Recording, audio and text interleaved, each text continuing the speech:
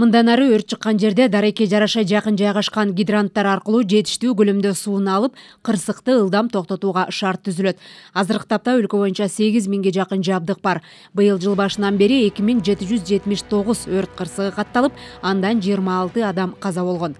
Статистика боюнча өрттүн 66% турак жайларда катталган. Алардын негизги себептери электр жабдыктарын колдонуудагы мүчүлүштүктөр. Жалпы маалыматтарга ылайык өрт кырсыктарынын көпчүлүгү калктуу конуштардагы үйлөрдө катталган. Алардын 34% электр жабдууларын колдонуудагы этиятсыздыктан, дагы 16% отко туура эмес мамиле кылуудан, 7,2% мештерди жана морлорду туура эмес колдонуудан, аны менен катар эле 7% чыккан өрттүн себеби балдар от менен ойногондон келип чыгууда.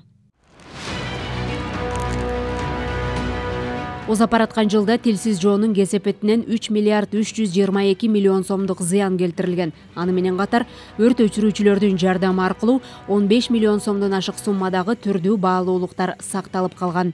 Көп учурларда ошол эле сарайларда мал кармалып атат.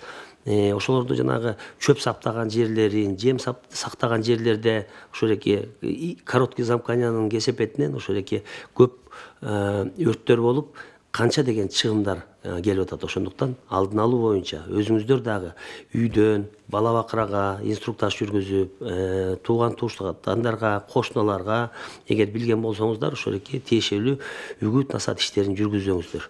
Өзгөчө кырдаалдар министрлиги жаңы жылдын алдынан өрт кырсыктарынан сак болуп, пиротехникалык каражаттарды колдонууда эрежелерди сактоого чакырат.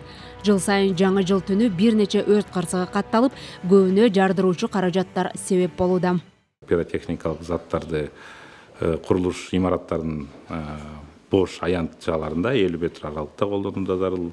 Эң негизги кооптуу мал болуп, жанакы заттарды күйгүзүп, заттар ошо жарылбай же өзүнүн эффектин көрсөтпөй калган учурда 2 мүнөттөн кийин ашыгыраак болуп, анан жанына барып кароосу зарыл.